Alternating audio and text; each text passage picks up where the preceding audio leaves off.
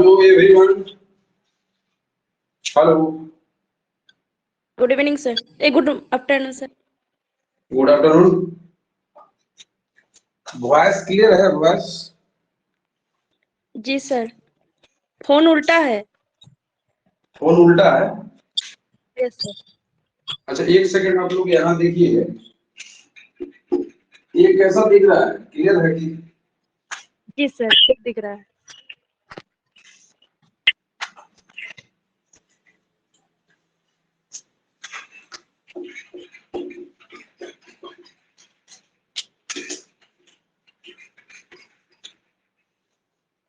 अच्छा, पीजीटी का जो सिलेबस है, पीजीटी का सिलेबस तो आप लोग पहले से शायद पुराना वाला जो सिलेबस है सब तो जानकारी आप लोग को होगा ही पहले से।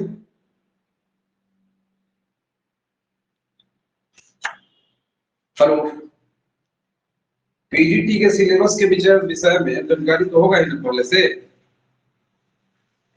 सर आप भी दे दीजिए अच्छा से।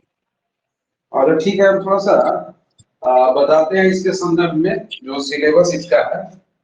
ये मैक्सिमम सिलेबस जो है आपका ग्रेजुएशन का है, कुछ दो तीन बुक जो है वो आपका पीजी का है, ठीक है ना। इसमें बहुत सारा चीज हम देख भी रहे थे, हम लोग का जो सिलेबस है इसमें कुछ किताब थ्योरेटिकल है, कुछ किताब आपका मैकेनिक्स टाइप का है, जो एक तरीका से पूरा पूरा कंसेप्चुअल बेस्ड है।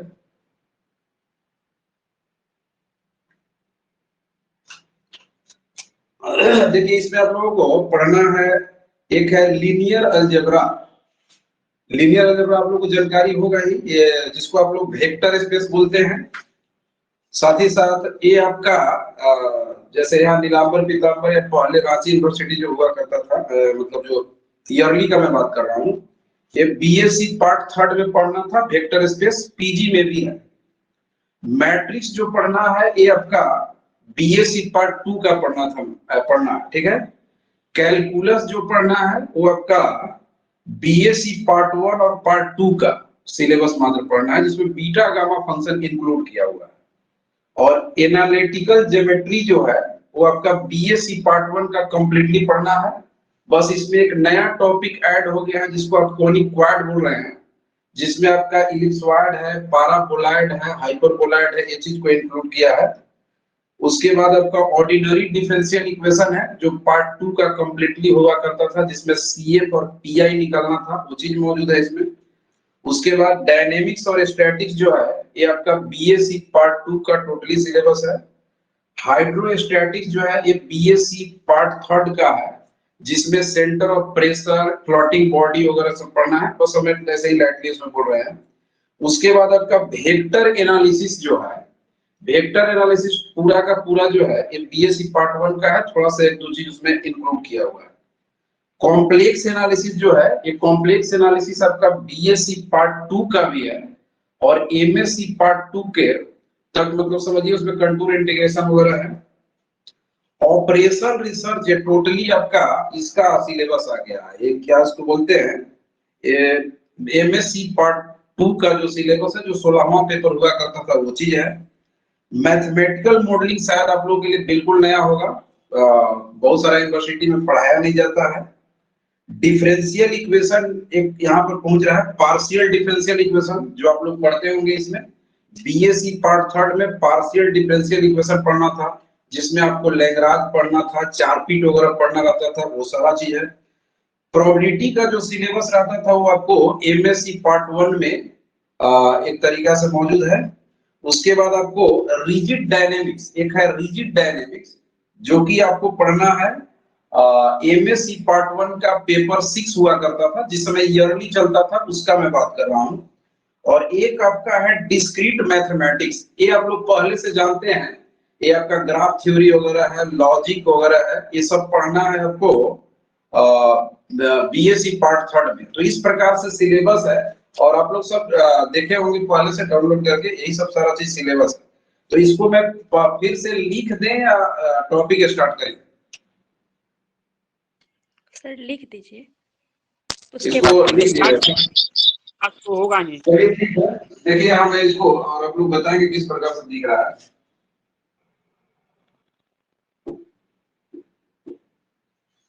पीजीटी का टोटल सिलेबस जो है कहाँ से और किस प्रकार का बुक आपको पढ़ना चाहिए। देखिए सबसे पहले सिलेबस में आपको इंक्लूड है लीनियर अलजेब्रा। अब टोटल सर चीज तो लिखना एक मोटे तौर पर सिर्फ मैं बुक का सर नाम इंक्लूड कर रहा रिकॉर्डिंग ऑन कर हूँ। दीजिए। क्या सर चीज? रिकॉर्डिंग ऑन कर दीजिए। रिकॉर्डिंग ऑन कर दीजिए। रिकॉर्डिंग ऑन है। लीनियर अलजेब्रा,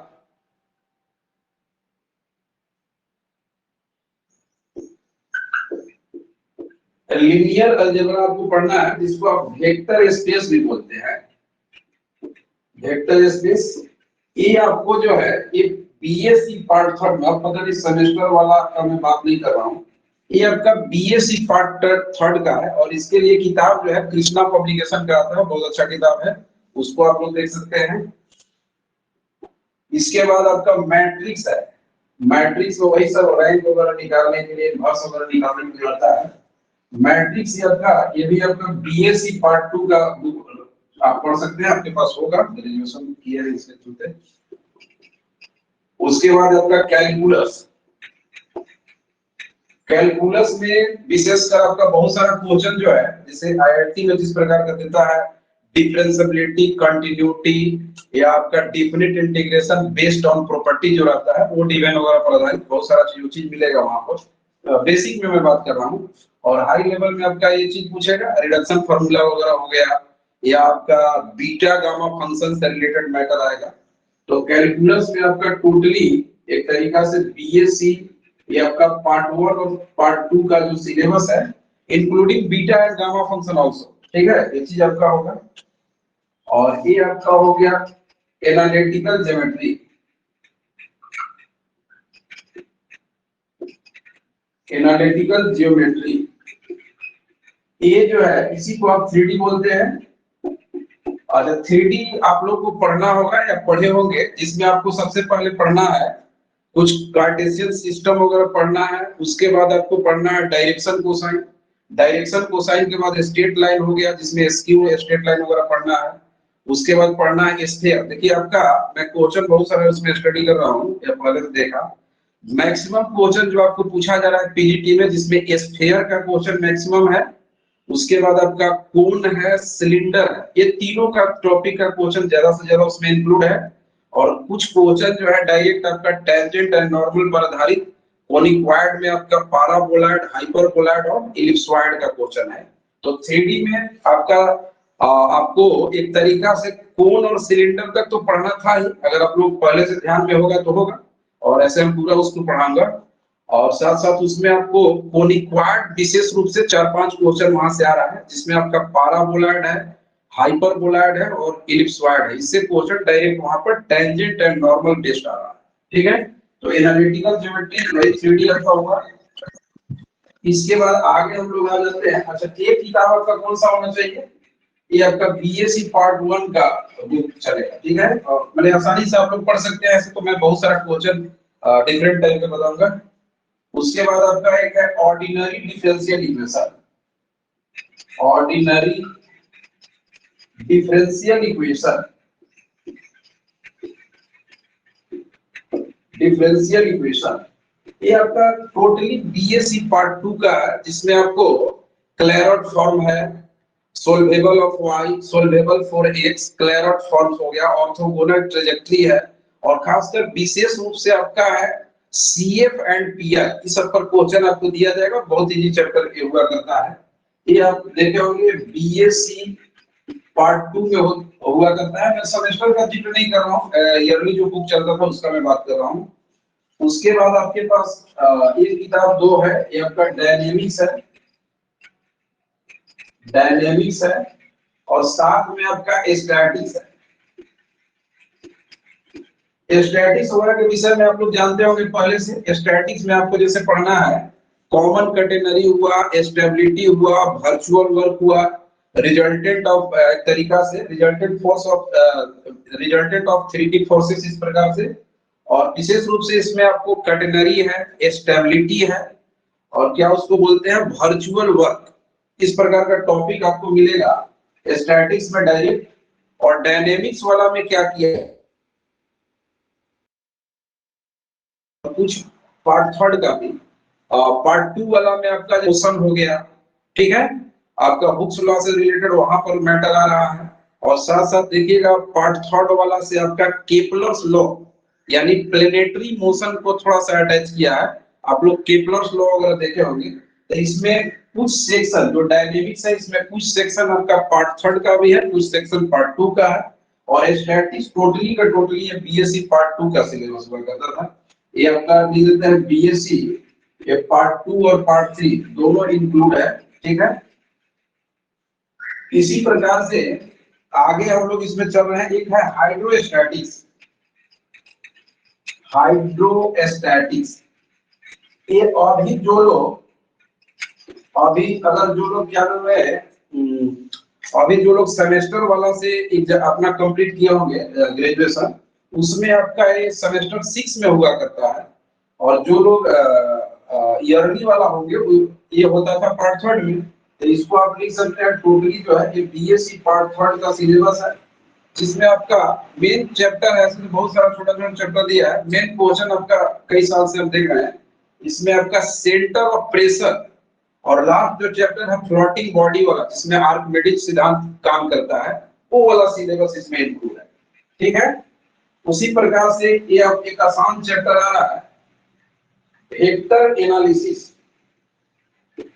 वेक्टर एनालिसिस जो है ये आपका टोटली बीएससी पार्ट 1 का सिलेबस है, जिसमें बहुत सारा चीज है। ट्रिपल स्केलर प्रोडक्ट है, ट्रिपल वेक्टर प्रोडक्ट है, जहां से आपका शुरुआत है। उसके बाद वेक्टर का डिफरेंशिएशन है, उसके बाद आपका कर्ल है, डाइवर्जेंस है, ग्रेडियंट है, और कुछ ज्योमेट्रिकल चीज उसमें दिया हुआ है। तो ये आपका टोटल सिलेबस जो है वेक्टर एनालिसिस लगभग बीएससी पार्ट 1 का है। उसी प्रकार से अगला सिलेबस जो है एक complex analysis. Complex analysis complex analysis जो सिलेबस हुआ ये आपका बीएससी पार्ट 2 का भी सिलेबस इसमें इंक्लूड है और पार्ट 3 का भी है। जो आपका एक तरीका से एमएससी वगैरह में भी जाया जाता है, तो वही वाला सिलेबस है। बहुत लोग फोन करके बोल रहे थे कि इसका सिलेबस बहुत ज्यादा लेंदी है। लेंदी तो सिलेबस है, बट एक तरीका से अगर 80 to 90% भी सिलेबस मेन रूप से क्लियर किया जाएगा तो बहुत सारा बेहतर स्थिति में आप लोग आ सकते हैं। तो ये आपका कॉम्प्लेक्स एनालिसिस से बहुत अच्छा छोटा छोटा क्वेश्चन ऑब्जेक्टिव बनता है, थ्योरेटिकल बेस्ड, ठीक है। और इसके बाद आपका एक जो आ रहा है ऑपरेशन रिसर्च। ऑपरेशन रिसर्च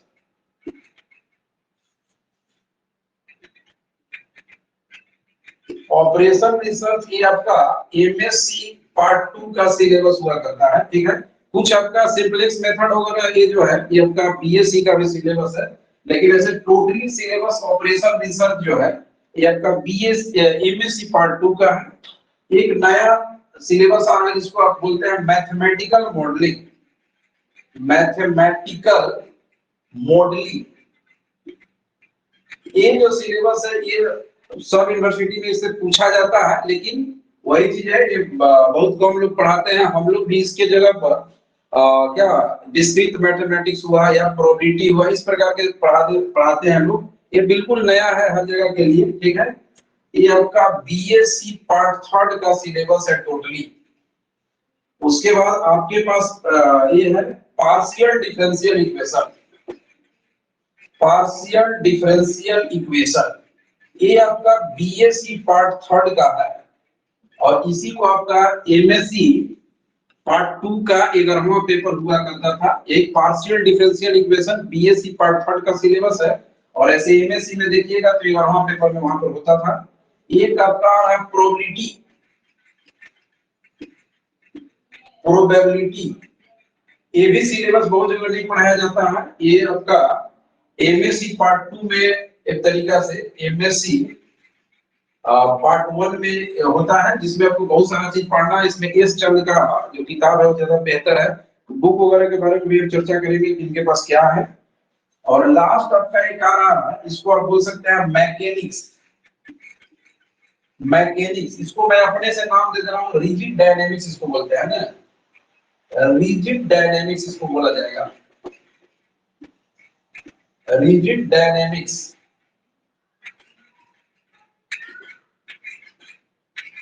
इसको हम लोग बोलेंगे मैकेनिक्स को बोला जाएगा रिजिड डायनेमिक्स। ये आपका एमएससी पार्ट 1 का पेपर नंबर 6 हुआ करता था। ये पूरा का पूरा थ्योरेटिकल है। ये जो है मैकेनिक्स जो है यहाँ पर, ये इसको हम लोग बोलते हैं रिजिड डायनेमिक्स। और ये जो है ये आपका एमएससी पार्ट 1 का पेपर 6 हुआ करता था। ये आपका एमएससी पार्ट 1 का पेपर 6 होता है। और इसके बाद एक है फ्लूइड मैकेनिक्स। फ्लूइड मैकेनिक्स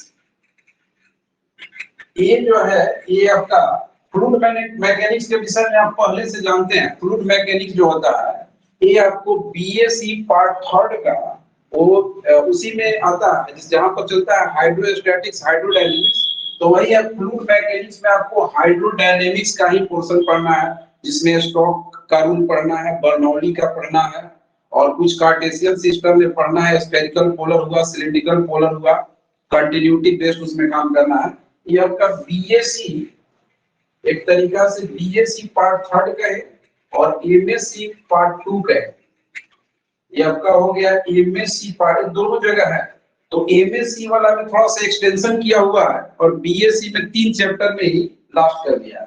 तो इस प्रकार से सिलेबस है, इसको मैंने लाइटली एक तरीका से फोकस किया है और फिर चर्चा होगा देख तरफ से हम चर्चा कर देंगे। फिलहाल आप लोग यही चीज समझिए, इतना ही सिलेबस जो है आपको पीजीटी में पढ़ना है, ठीक है। इसमें मैक्सिमम चीज जो है आप पहले से जानते भी होंगे, रिवीजन करने के बाद एक तरीका से मजबूती आ जाएगा। और इसमें एमएससी का बहुत ज्यादा नहीं है, जैसे सिलेबस बहुत लोग देखने से बताते हैं कि बहुत ज्यादा हार्ड है ये है, क्योंकि पीजीटी है तो ये हाई थोड़ा सा लेवल इसका ऊंचा तो है, लेकिन मैक्सिमम सिलेबस जो है बीएससी रेंज का है, ठीक है।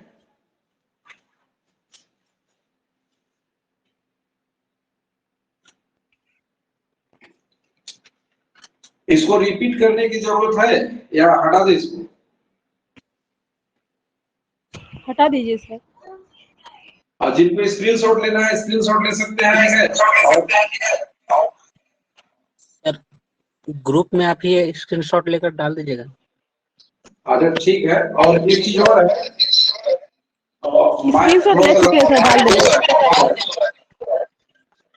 एक बार मैं फिर से नेक्स्ट क्लास में उसके आसपास क्लास में मैं फिर से इसको रिपीट कर दूंगा, ठीक है। लेकिन आज मैंने बहुत जल्दीबाजी में कर दिया है, काफी नए लोग जुड़ेंगे, तो एक बार मैं फिर इसको थोड़ा सा डिटेल में और एक बार इसको माइक बंद कीजिए, माइक बंद कीजिए। हाँ सर।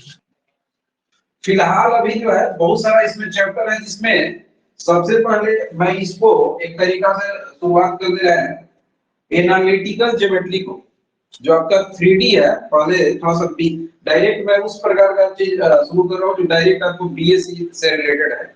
तो बीएससी में फिलहाल मैं शुरू कर रहा हूँ एनालिटिकल ज्योमेट्री, ठीक है।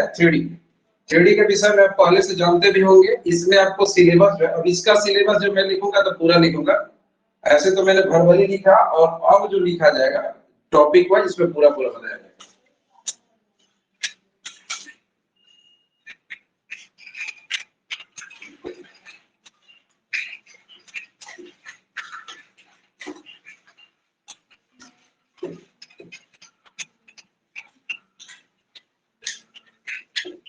सर टाइमिंग 3 बजे नहीं करेंगे क्या? क्या चीज? Sir timing time sir. अच्छा ठीक है। टाइम पहले से पहले 3 बजे मैं इसमें सो गया था, लेकिन मैक्सिमम लोग जो है 2 बजे के विषय में जब बात करने लगे, इसके चलते मैं थोड़ा सा पहले आ गया, ठीक है। एक बार फिर से इस पर रिव्यू किया जाएगा। पहले आप लोग अभी जुड़े हुए अभी देखिए सब लोग। रिकॉर्डिंग ऑन रखिएगा सर, शायद पीछे से फिर देखना हो। अच्छा ठीक है।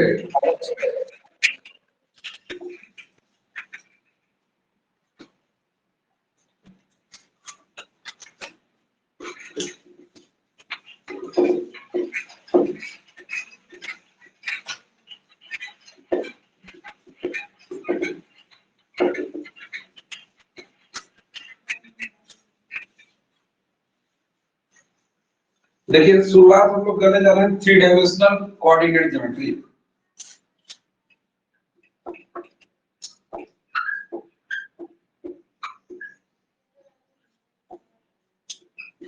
अच्छा, इसका भी सिलेबस लिखना होगा। ये जो है इसका सिलेबस लिख देते हैं, या जैसे ही डायरेक्ट कुछ बता दिया जाए, कुछ बता दिया जाए। लिख दीजिए सिलेबस लिख सिलेबस दीजिए सर, टॉपिक जो है सब टॉपिक्स लिख दीजिए सर, जो टॉपिक ठीक पढ़ना है। है। सब टॉपिक्स उसका डाल दीजिए। देखिए इसमें सबसे पहले आपको कार्टेशियन सिस्टम,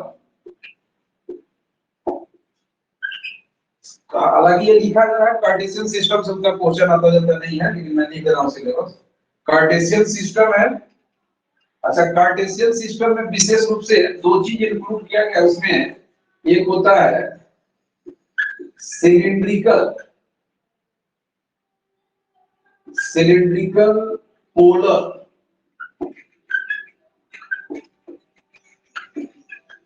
आप ध्यान रखें कार्टेशियन सिस्टम में क्या क्या पढ़ना है।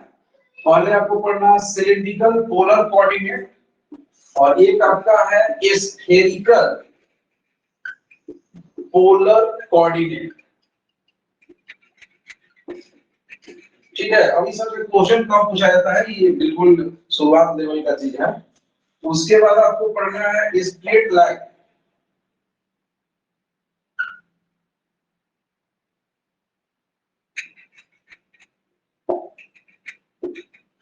Straight line. ठीक है, स्ट्रेट लाइन पढ़ना है आपको, प्लेन पढ़ना है। सिलेबस को मतलब उतना एक्सप्लेन हम नहीं करेंगे। स्ट्रेट लाइन में जैसे आपको एसक्यू लाइन वगैरह पढ़ना है, तो जहां पढ़ना होगा वहां पर हम चर्चा खुद करेंगे। स्ट्रेट लाइन पढ़ना है, प्लेन पढ़ना है। उसके बाद आपको पढ़ना है स्फीयर। अब स्ट्रेट लाइन में आप स्फीयर वगैरह में टेंजेंट, नॉर्मल, सब वही पर हम चर्चा करेंगे। स्फीयर पढ़ना है। उसके साथ साथ आपको पढ़ना है कोन है। उसके बाद आपको सिलेंडर पढ़ना है, सिलेंडर पढ़ना है। और आपको इधर पढ़ना है कोनिक्वाड। कोनिक्वाड में एक तरीका से, इसको थोड़ा सा मैं एक्सप्लेन कर रहा हूँ। कोनिक्वाड में तीन चार चीज पढ़ना है, नंबर से हम इसको कर देते हैं। कोनिक्वाड में पाराबोलॉइड पढ़ना है। ठीक है, उसके बाद इसमें आपका है इलिप्सॉइड,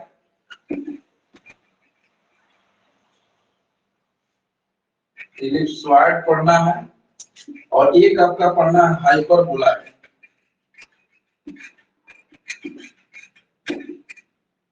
इस प्रकार से आपको सिलेबस पढ़ना है। ज्यादा करके आपका पूछा क्या जा रहा है लास्ट ईयर एग्जाम, या मैंने उत्तर प्रदेश का एग्जाम वाला थोड़ा सा उसको स्टडी किए, या झारखंड बिहार का, और लास्ट ईयर 2017 में जो एग्जाम हुआ यहाँ उसका मैं देखा तो मैक्सिमम क्वेश्चन आपको स्फीयर का दिखेगा। मतलब ये वाला सेक्शन का ज्यादा क्वेश्चन दिख रहा है, और पहला चैप्टर का क्वेश्चन कहीं दिखता भी है एक आध, या नहीं भी दिखता है। ठीक है, और इस सब क्वेश्चन से, इससे भी डायरेक्ट वहां पर क्वेश्चन आ रहा है। मतलब मेन रूप से आपका स्फीयर है, कोन है, सिलेंडर है, और कोनिक्वाड में आपका पाराबोलॉइड है, इलिप्सॉइड है, हाइपरबोलॉइड है। यही आपका 3D का सिलेबस है। ठीक है जी सर, ठीक ठीक है। सर। स्क्रीनशॉट लेना है ले सकते हैं, अदरवाइज मैं आगे मूव कर रहा हूँ। ठीक है, यस सर। अच्छा फिलहाल जो है मैं ये बता रहा हूँ, पहला चैप्टर को फिलहाल अभी इसमें नहीं ला रहे हैं। सबसे पहले मैं आपको बता रहा हूँ स्ट्रेट लाइन से रिलेटेड बात। ठीक है, तो ये स्ट्रेट लाइन हो या प्लेन हो, थोड़ा सा बेसिक से माइक चलिए, थोड़ा सा वो हो रहा है, रिपीट हो रहा है। ये स्ट्रेट बेसिक से लाइन को चलिए। पढ़ने के लिए रिपीट हो रहा है। दो लोग शायद एक साथ है क्या? मैं बोल रहा हूँ स्ट्रेट कि थोड़ा लाइन बेसिक से पढ़ने के लिए बंद कीजिए, बंद कीजिए, रिपीट हो रहा है।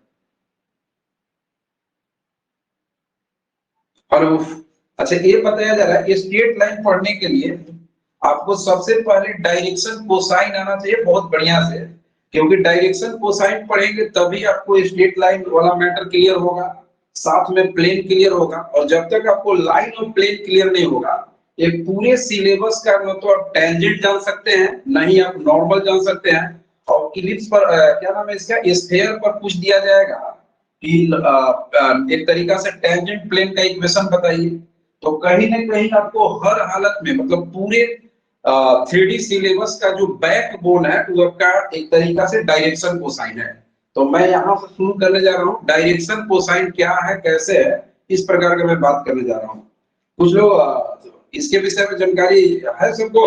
डायरेक्शन कोसाइन सब एक आपको टीजीटी में भी पढ़ना होता है और क्या नाम है ग्रेजुएशन में।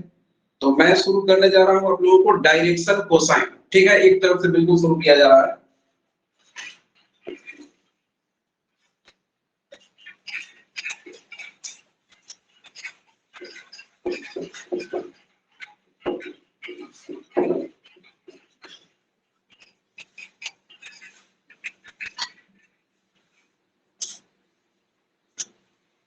देखिए यहां से मैं चर्चा करूं, यहां से आपको स्पष्ट करना चाहिए।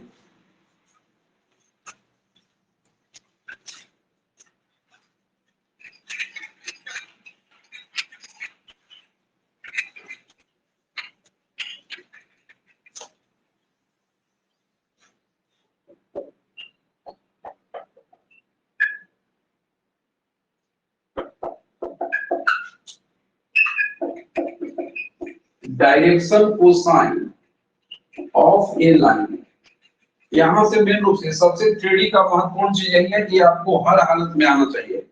डायरेक्शन कोसाइन के विषय में कुछ लोगों को जानकारी है, कुछ लोग बता पाएंगे डायरेक्शन कोसाइन क्या है? कुछ जानकारी है इसके विषय में? कोई भी बता सकते हैं जो भी जानकारी है। हेलो, ठीक है, अच्छा बताते हैं, कोई बात नहीं है। याद नहीं आ रहा है सर। डिवाइड में जो होता है एल बाई करके जो आता है, एल बाई साइन थीटा। अरे ठीक है, मैं इसको यहाँ से डिटेल कर रहा हूँ। देखिए डायरेक्शन कोसाइन एक्चुअली है क्या, आप लोग देखिए थोड़ा सा इसके विषय में समझिए। माइक आप लोग बंद रखें। सर हम लोग की पढ़ाई बहुत दिनों से छूटी हुई है, तो ऐसा स्टेज से स्टार्ट कीजिए जैसे हम लोग 0 लेवल से हैं। अच्छा नहीं नहीं, बिल्कुल हम वहीं से शुरू कर रहे हैं, जो मैं शुरू कर रहा हूँ बिल्कुल वहीं से मैं शुरू कर रहा हूँ। इसीलिए तो मैं थोड़ा सा जानकारी लेना चाहा। अगर जानकारी है, जो लोग जानते हैं बहुत बढ़िया है, जो लोग नहीं जानते हैं उसके बावजूद मैं यहाँ पर बिल्कुल शुरू से बता रहा हूँ। देखिए डायरेक्शन कोसाइन, अब मेरा डायरेक्शन कोसाइन से मतलब ये है कि जिस प्रकार से आपको 2D में स्लोप की आवश्यकता है, जिस प्रकार से 2D में आप स्लोप के विषय में जानते हैं, उसी प्रकार से 3D में आपको डायरेक्शन कोसाइन जानना अनिवार्य है। जिस प्रकार से 2D में लाइन का इक्वेशन बगैर स्लोप के नहीं लिखा जा सकता है, उसी प्रकार से 3D में लाइन का जो इक्वेशन है वो बगैर डायरेक्शन कोसाइन के नहीं लिखा जा सकता है। और साथ ही साथ दो लाइन के बीच का कोण निकालने के लिए 2D में स्लोप अनिवार्य है, उसी प्रकार से 3D में दो लाइन के बीच कोण निकालने के लिए आपको हर हालत में डायरेक्शन कोसाइन आना चाहिए। तो सबसे मेन चीज मैं 3D में शुरू कर रहा हूं, जहां आपको हर हालत में जानना चाहिए और इससे आपको डायरेक्ट क्वेश्चन पूछा जाएगा। मतलब जस्ट हम लोग इसको लास्ट करेंगे आज, वहां से डायरेक्ट आपको क्वेश्चन थ्योरी पर बेस्ड डायरेक्ट क्वेश्चन दिया जाता है। तो डायरेक्शन कोसाइन से मेरा मतलब यही है, अब पहले आप रफली समझ लीजिए। पहले तो मैं एक बार बोल रहा हूं कि कोई भी स्ट्रेट लाइन तीनों एक्सिस के साथ जितना जितना कोण बनाएगा, उस कोण के cos थीटा को उस लाइन का डायरेक्शन कोसाइन करते हैं। यानी आप इसको इस प्रकार से बोल सकते हैं, any straight line makes the angle with coordinate axis whose cosine is called direction cosine of that line। यानी कहने का मेरा मतलब ये है, आप रफली यहाँ पर ऐसे समझिए, उसके बाद मैं वहां पर डिटेल लिख रहा हूँ। मान लीजिए कि ये आपका कार्टेशियन सिस्टम हो गया, मतलब एक्स एक्सिस है, वाई एक्सिस है, जेड एक्सिस है, ये आपका कार्टेशियन सिस्टम हो गया, ठीक है। और यही आपने एक लाइन दिया जिसका नाम ओपी। ये तो कम से कम सब लोग जानते हैं कि तीनों एक्सिस आपस में कितना डिग्री पर होता है। 3D में जो तीनों एक्सिस है एक्स वाई जेड सब आपस में 90-90 पर होता है ना कि अगर जरूरत होगा तो एक्स और वाई के बीच में 90 डिग्री का कोण बनेगा, वाई और जेड के बीच में भी 90 डिग्री का कोण बनेगा, एक्स और जेड के बीच में भी 90 डिग्री का कोण बनेगा। ये सब आप लोग जानते हैं पहले से। तो आप देखिए हमारे पास एक्स वाई जेड तीनों एक्सिस मौजूद है, उसी को हम कार्टेशियन सिस्टम बोल रहे हैं। एक आपके पास ओपी लाइन दिया गया है, वहां पर ओपी लाइन दिखाया गया है।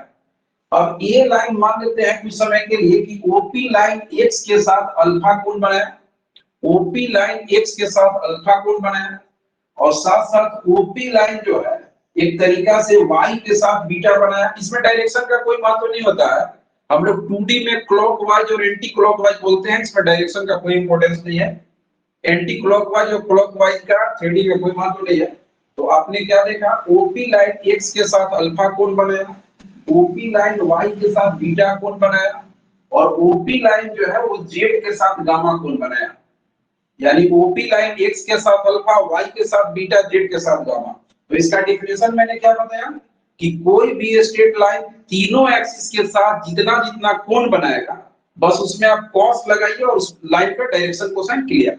यानी इसका आप लिख सकते हैं direction cosine of line OP, direction cosine of line OP ये क्या कहलाएगा, cos alpha, cos beta, cos gamma, यही हो गया डायरेक्शन कोसाइन। ठीक है, इसी को आप बाद में एन बोलते हैं, मतलब रिप्रेजेंट करने के लिए इसको एन बोलते हैं, इसको एन बोलते हैं। ये क्लियर हो रहा है? ठीक है जी, ये पता चल रहा है आप लोगों को डायरेक्शन कोसाइन यस क्या सर, है? Yes sir. ठीक है, तो इसको मैं थोड़ा सा और एग्जांपल से मैं समझा दे रहा हूँ, ऐसे आपको डेफिनेशन क्लियर हो गया होगा। मैं स्पष्ट लिखूंगा भी यहाँ पर। देखिए एक एग्जांपल मैं यहाँ लिख रहा हूँ, इसको आप समझेंगे जरा। यही मान लेते हैं कि आपके पास कार्टेशियन सिस्टम है, एक्स एक्सिस है, वाई एक्सिस है और ये आपका जेड एक्सिस है। ठीक है, और यहाँ पर आपने OA एक लाइन दे दिया और लाइन अगर आपको नहीं समझ में आ पा रहा है, ये 3D फिगर है, बोर्ड आपका 2D है ना, थोड़ा समझने में दिक्कत होगा। देखिए यही आपका स्ट्रेट लाइन है, यही आपका स्ट्रेट लाइन है और यहाँ पर ये आ गया, पता नहीं आपको यहाँ दिख रहा है कि नहीं। और यही जो पेन है जो मैंने मार्कर लिया है कि एक्स के साथ, यही पेन जो है मैंने ओपी की OA इस प्रकार से दिखाया है, तो बोर्ड पर दिखाया है, लेकिन यही जो पेन है एक्स के साथ अल्फा बनाया और यही जो पेन है y के साथ बीटा बनाया और z के साथ गामा बनाया। इस पेन ने x के साथ अल्फा, y के साथ बीटा और z के साथ गामा बनाया। तो इस पेन का डायरेक्शन कोसाइन हो जाएगा cos alpha, cos beta, cos gamma. ठीक है ना, ये कोसाइन जो लिखा गया है सब पहले से जानते होंगे, cos थीटा का कंप्लीट नाम कोसाइन होता है। ठीक है, तो डायरेक्ट इसका डेफिनेशन क्या बोला गया कि कोई भी स्ट्रेट लाइन तीनों एक्सिस के साथ जितना जितना कोण बनाएगा उसके cos थीटा को डायरेक्शन कोसाइन करते हैं। मैं एक एग्जांपल से समझा रहा हूं। मान लीजिए कि ये जो लाइन है वो इसके साथ 135 डिग्री का कोण बना दिया, या इसको 120 कर देते हैं। ठीक है, ये लाइन जो है इसके साथ 120 का कोण बना दिया। अगला के साथ मान लेते हैं कि 60 डिग्री का या 30 कर देते हैं। ठीक है, 30 का कोण बना दिया और इसके साथ 90 का कोण बना दिया। मतलब OA जो लाइन है वो x के साथ 120 बनाया और y के साथ 30 बनाया और z के साथ 90 बनाया। कुछ लोग बोलेंगे कि z के साथ 90 दिख नहीं रहा है, तो लाइन OA उस प्रकार से है नहीं ना, मैंने जैसे दिखा रहा था मार्कर के थ्रू, लाइन वैसे है। तो अगर आप इसका डायरेक्शन कोसाइन निकालेंगे तो अल्फा का वैल्यू 120 है, बीटा का वैल्यू 30 है और गामा का वैल्यू 90 है। तो उसका डायरेक्शन कोसाइन हो जाएगा cos 120, ये आपका हो जाएगा cos 30 और ये आपका हो जाएगा cos 90। यानी डायरेक्शन कोसाइन 3 टर्म से डिफाइन है, cos alpha, cos beta, cos gamma. तो 1, अब इसका वैल्यू आप दे सकते हैं, जो वैल्यू आप पहले से जानते हैं। ये आपका -1/2 हो गया, ये आपका √3/2 हो गया, ये 0 हो गया। क्लियर है जी? ठीक है, yes sir. Yes sir, clear है।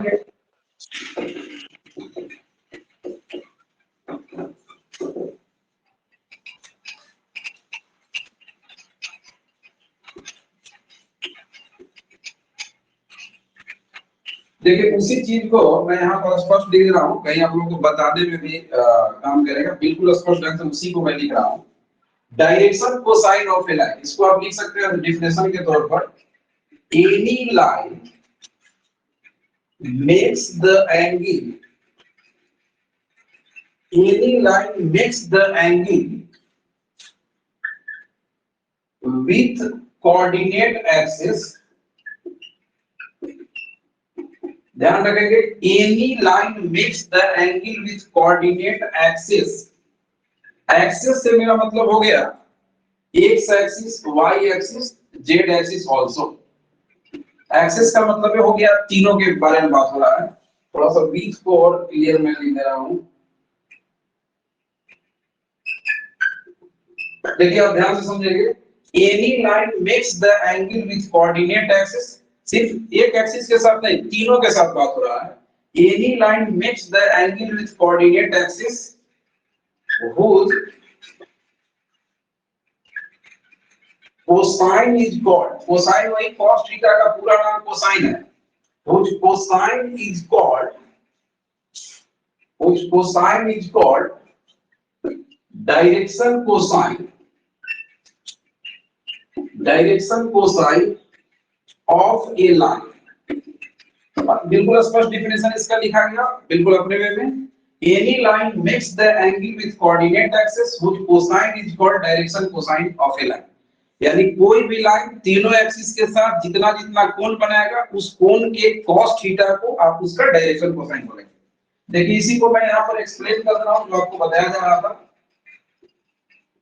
इस प्रकार से अभी मैंने आपको बताया, मान लीजिए कि ये आपका कार्टेशियन सिस्टम हो गया, उसी को मैं थोड़ा सा रिपीट कर रहा हूँ, जो लोग नहीं समझ पाएंगे दोबारा समझ जाएंगे। ये आपका y एक्सिस हो गया, ये आपका z एक्सिस है, ये x एक्सिस है। थोड़ा सा जगह कम है इसके चलते मैं थोड़ा थोड़ा फिगर बना दिया, ठीक है जी। ये आपका कार्टेशियन सिस्टम हो गया x y z axis.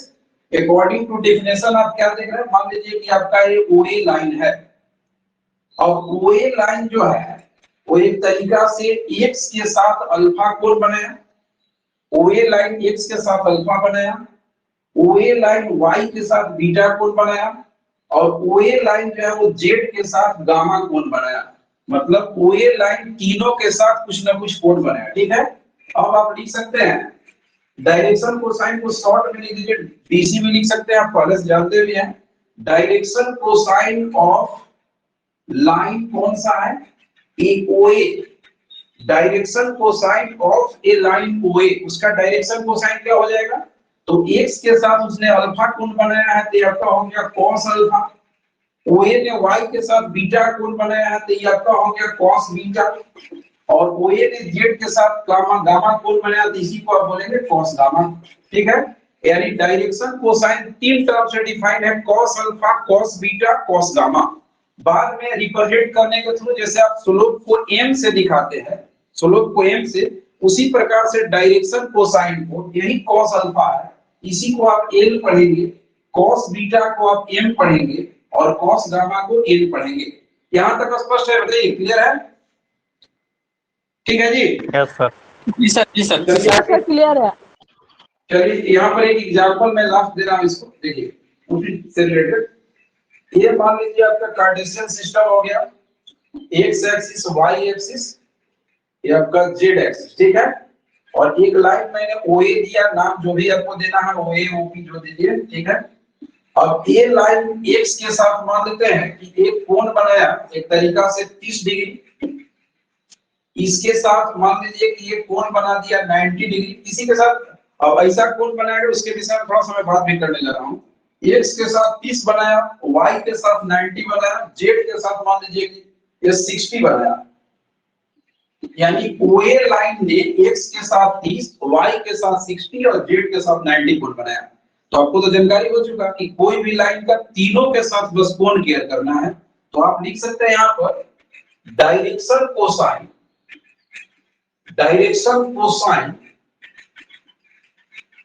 Of a line, कौन सा मैंने दिया, ऑफ ए लाइन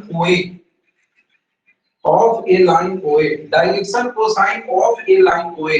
अल्फा का वैल्यू इसने 30 दिया, तो क्या हो जाएगा cos 30 डिग्री, उसके बाद हो गया cos 90 डिग्री, उसके बाद हो जाएगा cos आपका 60 डिग्री, ठीक है।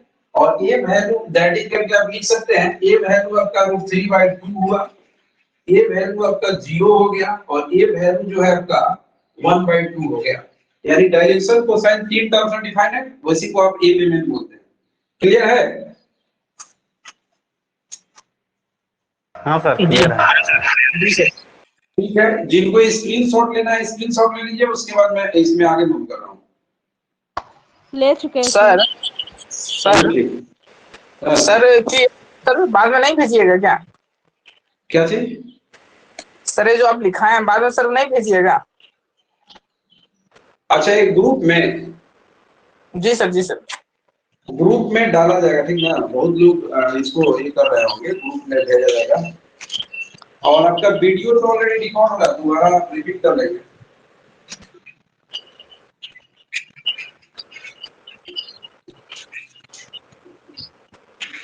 सर थोड़ा लेफ्ट साइड से लिखिएगा, जगह क्या बचता चीज? है ना, हाँ। लेफ्ट साइड से लिखिएगा। हाँ, थोड़ा अच्छा, ठीक है, और ठीक बाएं। है।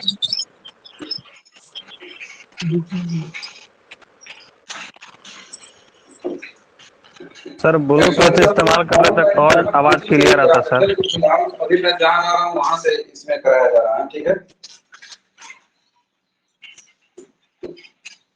तो यहाँ जहाँ हम जाते हैं, यहाँ का बोर्ड थोड़ा सा छोटा है। जहाँ पर कोचिंग चलता है वहाँ का बोर्ड जो है बिल्कुल सही साइज का है।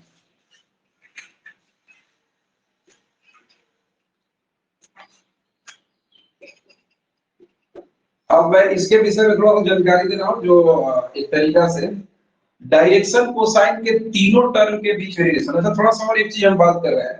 अभी तक आप लोग से अगर पूछा जाए कि डायरेक्शन कोसाइन आप किस प्रकार से डिफाइन करते हैं, तो आप बिल्कुल आसानी से बोलेंगे कि किसी लाइन का तीनों के साथ कोण दिया रहेगा, डायरेक्शन कोसाइन तुरंत हो जाएगा। अब मैं इस प्रकार का बात करने जा रहा हूँ कि अगर किसी लाइन का एक्सिस के साथ के कोण का अगर जानकारी नहीं हो, किसी लाइन का एक्सिस के साथ कितना कोण बना रहा है उसके विषय में जानकारी नहीं हो, तब आप डायरेक्शन कोसाइन कैसे फाइंड आउट करेंगे, ठीक है। और ये भी चीज आपको जानते हैं, आप लोग जानते हैं, बस थोड़ा सा मैं रिपीट करूंगा, आपको ध्यान में आ जाएगा। तो उस चीज को मैं यहाँ इंक्लूड कर रहा हूँ एक तरीका से, डायरेक्शन कोसाइन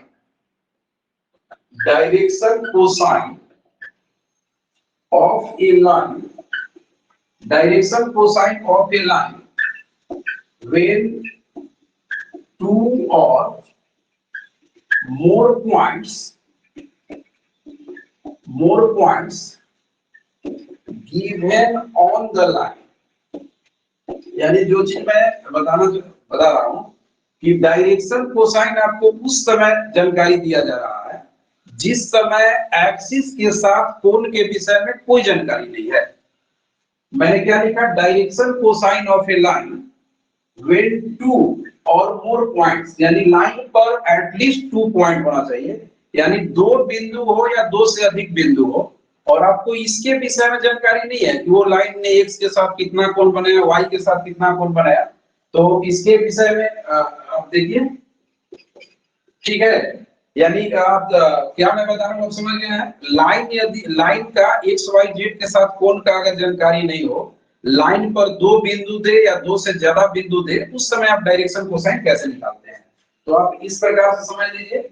मान लीजिए कि एक लाइन AB है, अब इसने एक्सिस के साथ कितना कोण बनाया नहीं बनाया उसका उसके विषय में कोई जानकारी नहीं है, लेकिन लाइन पर एटलीस्ट 2 पॉइंट आपको मिला हुआ है, कम से कम 2 पॉइंट। तो ए पॉइंट का कोऑर्डिनेट मैंने मान लिया x1 y1 z1, और बी पॉइंट का कोऑर्डिनेट मैंने मान लिया x2 y2 z2, ठीक है। लाइन पर मैंने 2 पॉइंट सेलेक्ट किया और दोनों जगह का कोऑर्डिनेट मैं लिया, ठीक है। और यहाँ पर आप क्या काम करेंगे कि दोनों के बीच का डिस्टेंस फाइंड आउट करेंगे। आप लोग ये जानते हैं डिस्टेंस बिटवीन 2 पॉइंट सबको जानकारी है उसके विषय में। तो सबसे पहला काम क्या करेंगे कि ये दोनों के बीच का डिस्टेंस आप फाइंड आउट करें। This distance is called D. अब आप लिख सकते हैं direction cosine of line AB। बस यही काम करना है। फर्दर कोऑर्डिनेट में से इनिशियल कोऑर्डिनेट को आपको सब्ट्रैक्ट करना है, और इसका जो लेंथ होगा उस लेंथ से आपको डिवाइड करना है। दैट मींस ये आपका हो गया x2 - x1, और कोरेस्पोंडिंग काम करना है। कोरेस्पोंडिंग से क्या मतलब है, आपका x का वर्ग x में करना है, अगला कोऑर्डिनेट में से पिछला कोऑर्डिनेट को घटाना है, और उस पर्टिकुलर लाइन का जो लेंथ होगा उससे आप डिवाइड करेंगे, यानी x2 - x1 divided by this length d। उसी प्रकार से ये आपका हो गया y2 - y1 by d and z2 - z1 by d। ये आपको पहले से जानकारी होगा, बहुत लोगों को ध्यान में आता होगा कि हम लोग तो जानते ही हैं। इसी को आप क्या पढ़ते हैं, यही है आपका cos अल्फा, यही है आपका cos अल्फा। अगर पूरा हम लोग फिगर से निकाले तो यही cos अल्फा होगा, और ये उतना डिटेल में हम जा नहीं रहे हैं। ये कॉस अल्फा है, बीएससी पार्ट 1 में पूरा डिटेल से हम लोग चर्चा करते हैं। ये कॉस अल्फा, ये आपका हो गया कॉस बीटा, और ये आपका हो गया कॉस गामा। आ रहा है बात समझ में? ये मैं क्या बताया आपको कि किसी लाइन पर दो या दो से अधिक बिंदु दिया रहेगा तो आप क्या करें, अगला कोऑर्डिनेट में से पिछला कोऑर्डिनेट को कोरस्पॉन्डिंग तौर पर सबट्रैक्ट करें और उस लाइन का जो लेंथ होगा उससे डिवाइड करें। तो this is called cos alpha L, and इसको आप बोलेंगे कॉस बीटा, इसी को आप एम पढ़ते हैं। ये आपका कॉस गामा है, this is called L. Clear है जी? बताइए आप लोग, ठीक है? यस सर, क्लियर है। एग्जांपल इस पर देने की जरूरत नहीं है, एग्जांपल की जरूरत नहीं है ना? एग्जाम्पल देते चलिए सर, क्लियर होता है। चलिए ठीक है, देखिए यहाँ पर मैं एक एग्जांपल दे रहा हूँ। मान लीजिए कि यही आपका एक ए बी लाइन है, यहाँ का कोऑर्डिनेट मैंने लिख दिया 1 2 3, और यहाँ पर आपका मान लीजिए 4 है, 5 है, कुछ 8 है, इस प्रकार से ए बी लाइन मैंने लिख दिया, दोनों जगह का कोऑर्डिनेट दे दिया। अब क्या करना है, दोनों के बीच में दूरी निकालना आपको जरूरी है, यानी डी आप निकाल लेंगे। और डिस्टेंस फार्मूला सब लोग जानते हैं, ये हो गया 4 - 1 का स्क्वायर, 5 - 2 का स्क्वायर, इसी प्रकार से 8 - 3 का स्क्वायर। ये जो वैल्यू आपका आएगा, ये 3 आने की वजह से 9 हो जाएगा, ये भी 3 आने की वजह से 9 हो गया, और ये वैल्यू आपका 25 हो जाएगा। यानी ये आ गया आपका 43 का रूट शायद आ जा रहा है, कितना आ जाएगा, 9 9 18 हो गया, और 25 43 का रूट आ जाएगा। अब आप बहुत इजी वे में लिख सकते हैं, therefore direction cosine of line AB, AB line का डायरेक्शन कोसाइन हो जाएगा 4 - 1 यानी x2 - x1 डिवाइडेड बाय उसका लेंथ जो हो गया 43। इसी प्रकार से आपका हो गया y2 - y1 यानी 5 - 3 बटा रूट 43। उसी प्रकार से ये हो गया 8 - 3 बटा रूट 43। अर्थात आप लिख सकते हैं इसको, ये हो गया 3 बाय रूट 43, ये हो गया एक तरीका से 2 बाय रूट 43। ये मैंने सर गलत लिख दिया, y2 - y1 यहाँ 2 है, गलत लिखा गया था। सब फिर से एक बार मैं मिला दे रहा हूँ, x2 - x1 by length, y2 - y1 by length, z2 - z1 by length, ये करेक्ट हो रहा है। 2 बाय रूट 43, और ये आपका हो गया 5 बाय रूट 43, यानी यही आपका कहलाएगा ये कहलाएगा और ये कहलाएगा ये, या इसी को आप पढ़ सकते हैं cos alpha cos beta cos gamma. तो मैंने अभी तक भले इसके विषय में क्या जानकारी दिया कि अगर किसी लाइन का, हालांकि डायरेक्शन कोसाइन का कोई अगर आपसे पूछता है या कहीं बताना है आपको, डायरेक्शन Yes, sir. कोसाइन का मेन डेफिनेशन बताना है, सुनिए ध्यान से। डायरेक्शन कोसाइन का मेन डेफिनेशन बताना है तो जो मैंने इसके पहले लिखा वो मेन डेफिनेशन हो गया कि कोई भी लाइन तीनों एक्सिस के साथ जितना जितना कोण बनाएगा उस कोण के cos थीटा को उस लाइन का डायरेक्शन कोसाइन कहते हैं। ये एक स्पेशल केस हो गया। कहने का मतलब ये हो गया कि अगर लाइन का तीनों एक्सिस के साथ कोण के संदर्भ में कोई जानकारी नहीं है तो उस समय आप डायरेक्शन कोसाइन कैसे निकालेंगे, तो आपके पास जानकारी हो गया कि अगला कोऑर्डिनेट में पिछला कोऑर्डिनेट घटाएं और उसका जो लेंथ होगा उससे आप डिवाइड करें।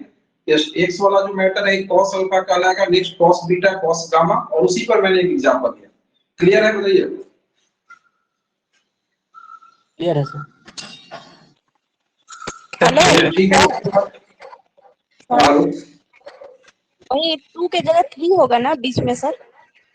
और पता नहीं जरा मैंने थोड़ा सा एक वो नहीं सर, ये नीचे लास्ट में लास्ट स्टेप। M वाला सर। ठीक है सर। सही तो है, 8 में तुम सबट्रैक्ट करो तो 5 बचेगा, सही है? अरे ठीक है, ठीक है सर। सब 5 - 2 3 होगा ना? cos बीटा का वैल्यू करते हैं।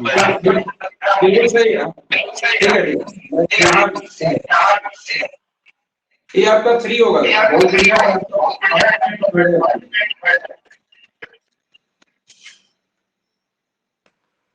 हो गया, हटा दे इसको।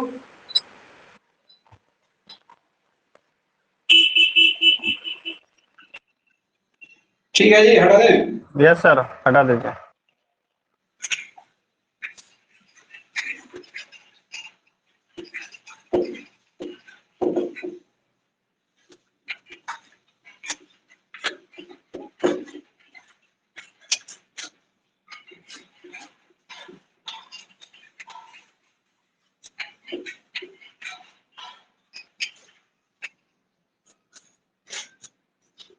देखिए अब इसके बाद एक इम्पोर्टेंट चीज आपको जानना चाहिए, इसी से क्वेश्चन आपको डायरेक्ट लास्ट ईयर डायरेक्ट ऐसे ही दिया हुआ था 2017 वाला में, आप देखेंगे तो यहाँ मैं उसको बल्कि नाम नोमिनेट कर दे रहा हूँ, relation between terms of direction cosine.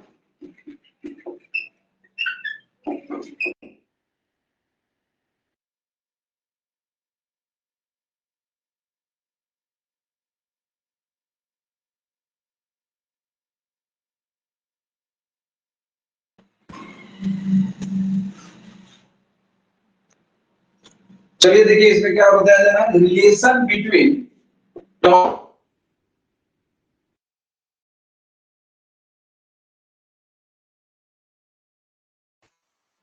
चलिए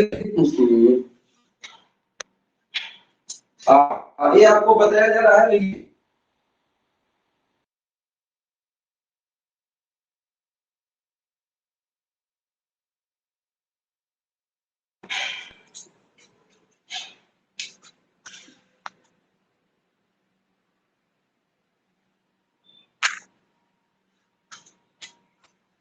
ठीक है। इसको आप लोग देखिए क्या बताया जा रहा है, relation between terms of direction cosine, यानी आप बोल सकते हैं रिलेशन एमॉन्ग भी बोल सकते हैं क्योंकि दो से ज्यादा है। यानी मैं ये बताने जा रहा हूं आप लोगों को कि डायरेक्शन कोसाइन के तीनों टर्म के बीच क्या रिलेशन है, ये पहले से जानते भी होंगे।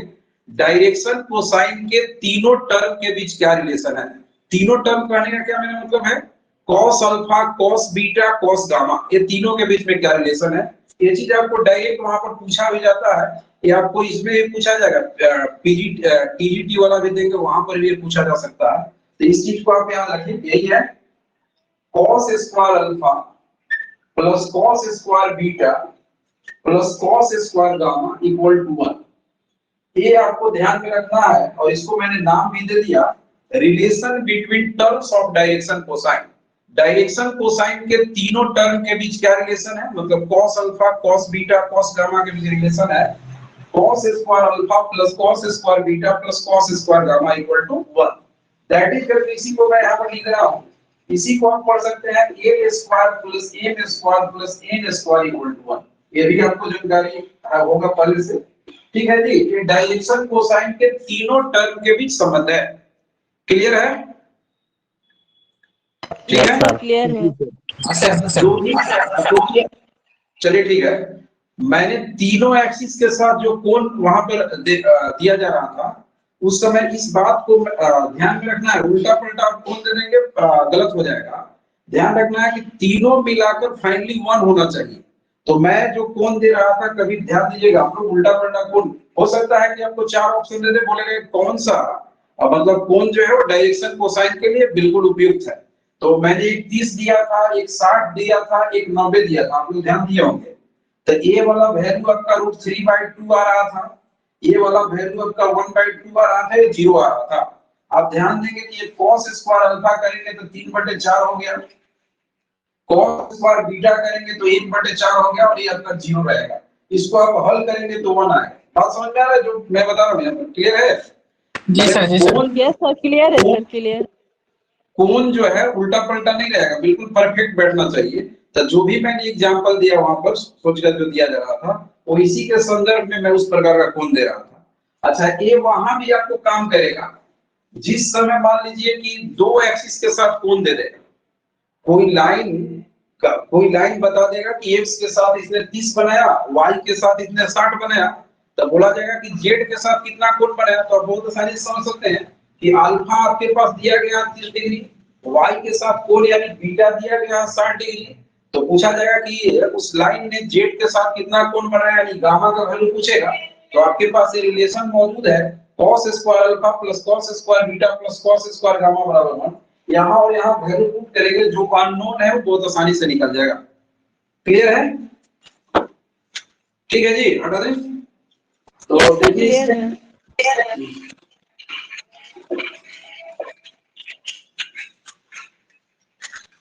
अब इससे रिलेटेड जो क्वेश्चन मैं यहाँ कर रहा हूँ, जो डायरेक्ट आपको पूछा गया है या पूछा जा सकता है, आपको देखिए उसमें क्वेश्चन बैंक में देखेंगे तो इस प्रकार का क्वेश्चन आपको दिया गया है।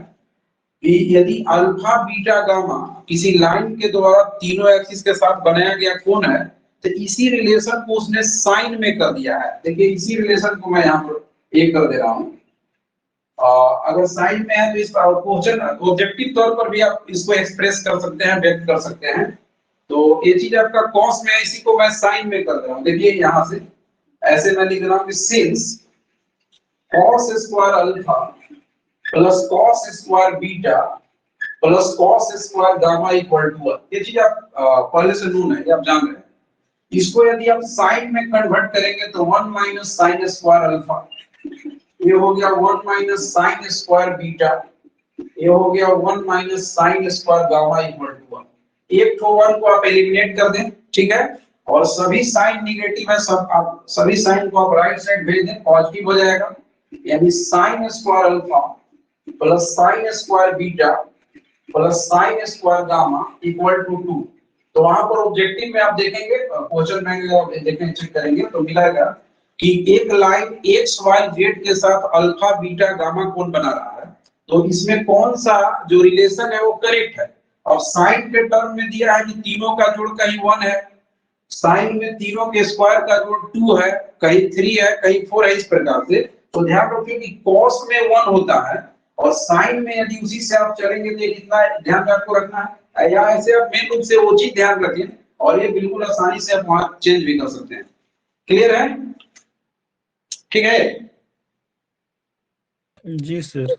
यस सर, क्लियर है।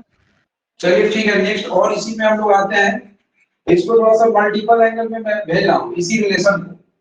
देखिए एक और रिलेशन, दोनों बात आप ध्यान रखेंगे। Since cos square alpha plus cos square beta plus cos square gamma equal to 1, ये पहले से आप जानते हैं।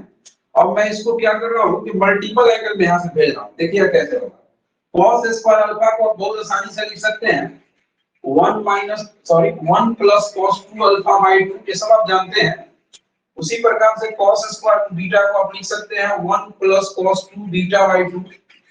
इसी प्रकार से इसको आप लिख सकते हैं 1 plus cos 2 gamma by 2 equal to 1। ठीक है, इस प्रकार से आप एक्सप्रेस कर सकते हैं।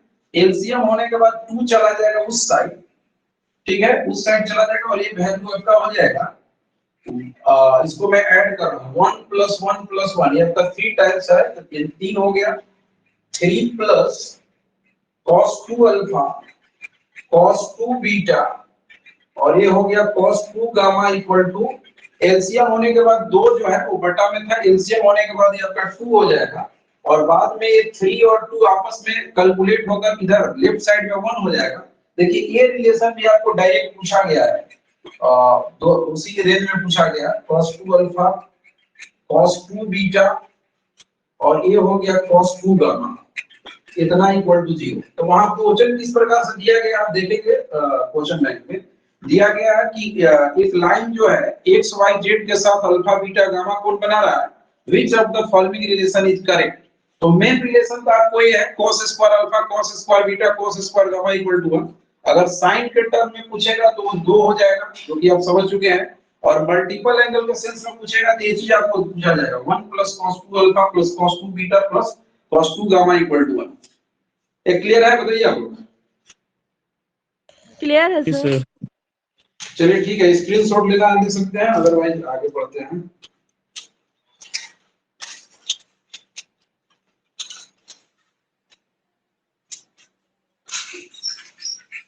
क्वेश्चन बैंक उपलब्ध करा दीजिएगा सर हम लोग को। अच्छा ठीक है, ठीक है। अच्छा इसके बाद जो है आप डायरेक्शन कोसाइन के संदर्भ में मैक्सिमम जो बातें होनी चाहिए वो आपको जानकारी हो चुका।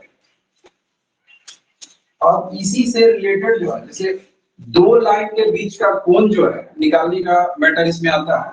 तो 2 लाइन के बीच कोण निकालने के लिए आपको डायरेक्शन कोसाइन आना जरूरी है। और आप डायरेक्शन कोसाइन सीख चुके कि डायरेक्शन कोसाइन एक होता क्या है, डायरेक्शन कोसाइन के तीनों टर्म में क्या रिलेशन है, ये सारा बात आप समझ चुके हैं। अब इसी से रिलेटेड एक और बात आता है जिसको हम लोग बोलते हैं डायरेक्शन रेशियो। उसको भी मैं थोड़ा सा डिफाइन कर रहा हूं। ये हो गया डायरेक्शन रेशियो। ये नाम से ही स्पष्ट है, डायरेक्शन रेशियो मतलब अनुपातिक फॉर्म जिसको आप बोलते हैं, प्रोपोर्शनल टाइप का चीज। तो ये चीज है डायरेक्शन रेशियो जो है, इसको मैं शॉर्ट में थोड़ा सा डिफाइन कर दे रहा हूँ। डायरेक्शन रेशियो एक्चुअली है क्या। डायरेक्शन कोसाइन को आप ए लेन एन से दिखाते हैं और डायरेक्शन कोसाइन को आप शो करेंगे, मैं यहाँ पर नोटिस भी कर रहा हूँ, डायरेक्शन कोसाइन को आप शो करेंगे ए बी सी से, ठीक है। और इसके विषय में एक लाइन मैं बता रहा हूँ जो कि आप लोगों को बताने में भी काम आएगा। ये लिख सकते हैं इट इज प्रोपोर्शनल टू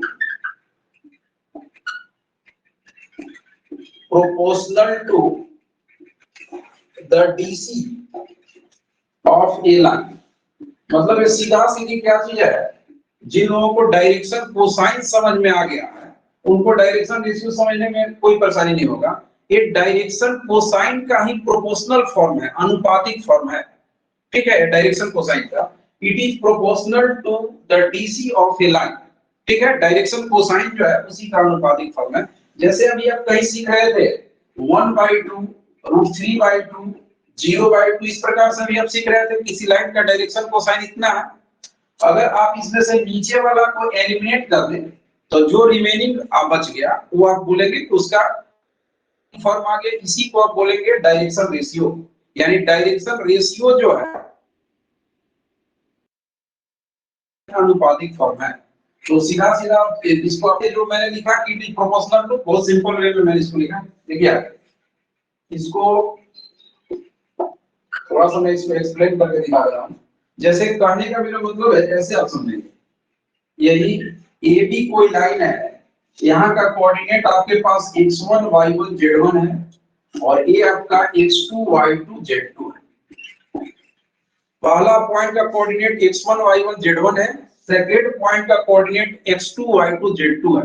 अब इसका dr आपको चाहिए, dr direction ratio, direction ratio. और इस पर मैं जोर क्यों दे रहा हूँ, क्योंकि आप लोग देखते हो कि 12th के क्लास में जितना एंगल निकालने में जितना फास्ट आपको डायरेक्शन कोसाइन नहीं काम करता है, उससे ज्यादा फास्ट आपको ये काम करेगा। मतलब कैलकुलेशन की दृष्टि से ये स्ट्रेट लाइन हो या प्लेन हो, डायरेक्शन रेशियो ज्यादा फास्ट कैलकुलेशन करता है, फास्ट काम करता है डायरेक्शन कोसाइन के रिस्पेक्ट में।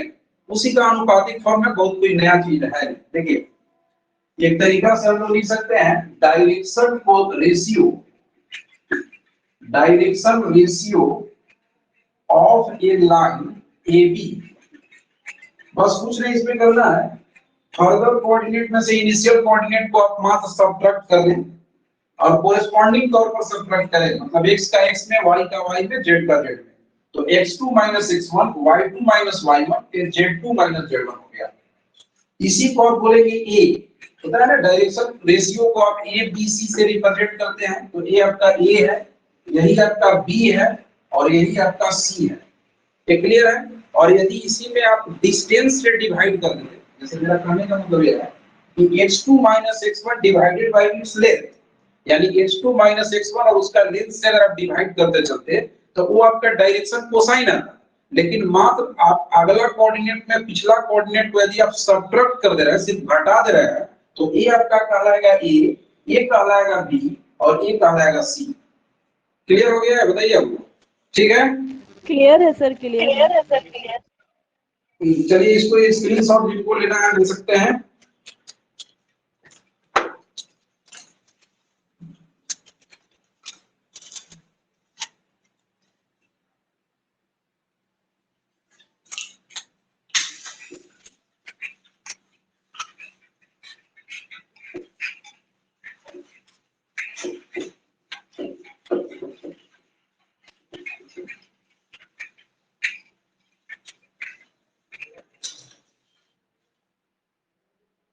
देखिए एक चीज और इसमें बताया जा रहा है।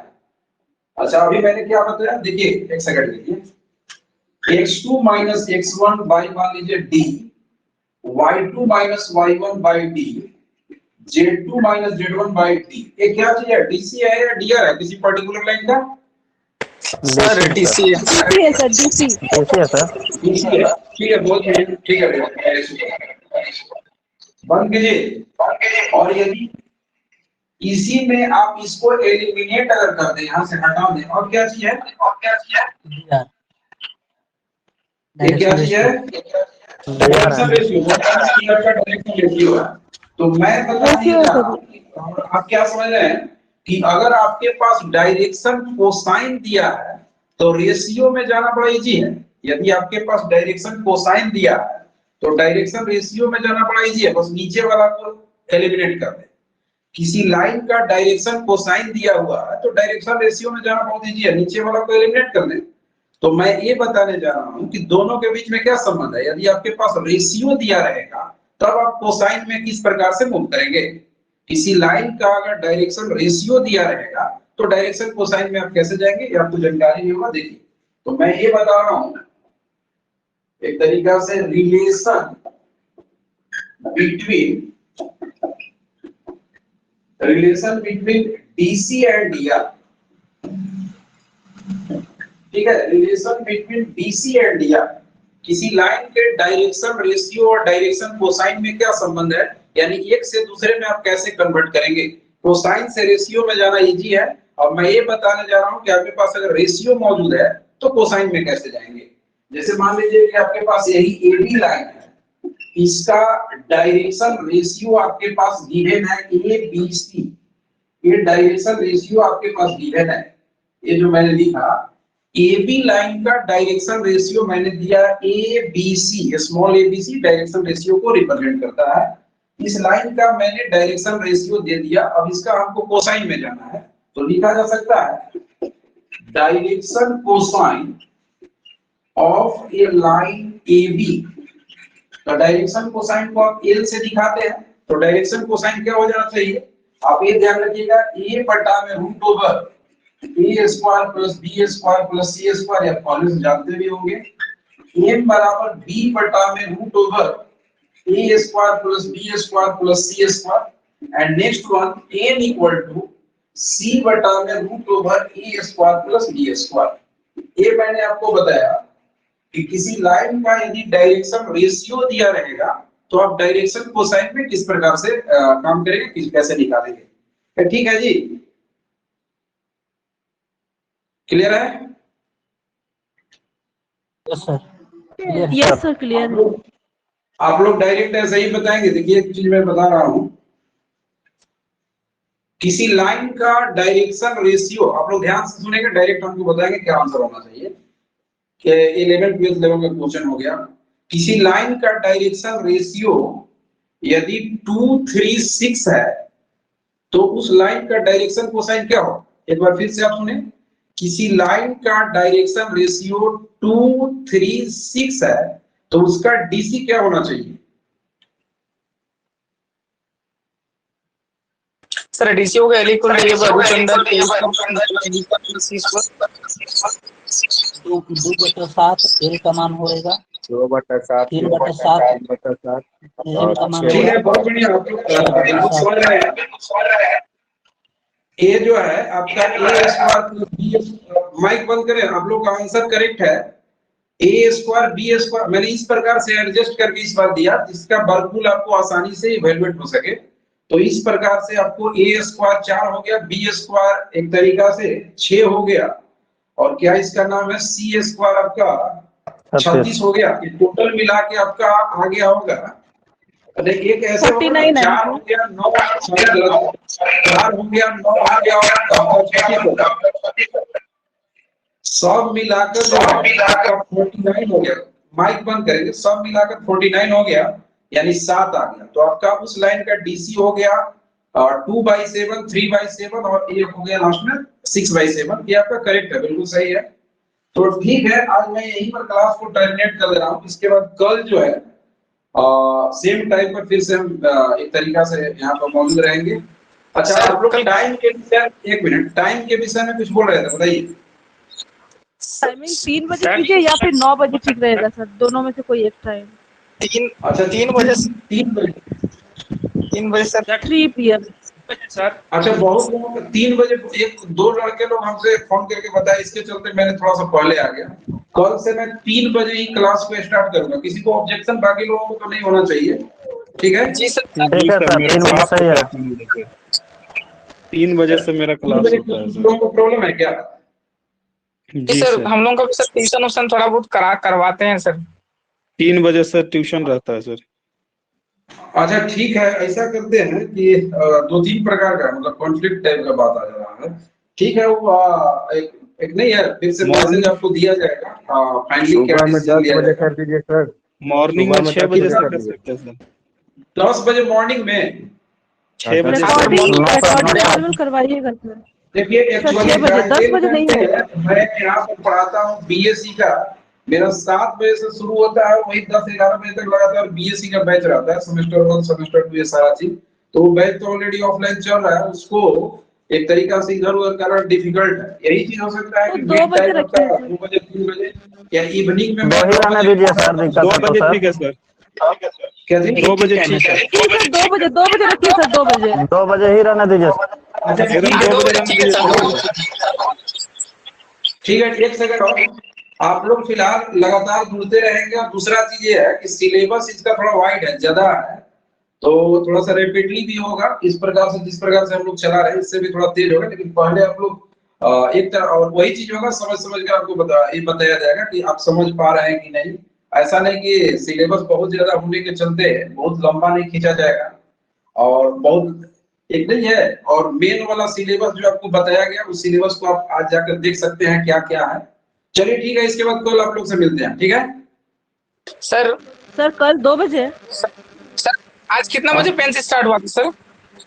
आज 2 बजे शुरू हुआ है एग्जैक्ट। 2 बजे ही रहने दीजिए सर।